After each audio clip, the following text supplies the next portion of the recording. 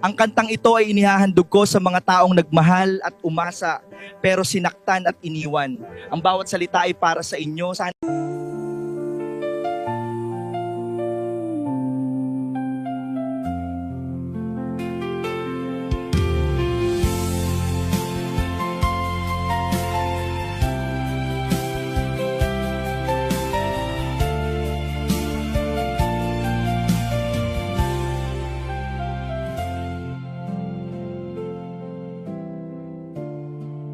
ako sa'yo'y nagtataka.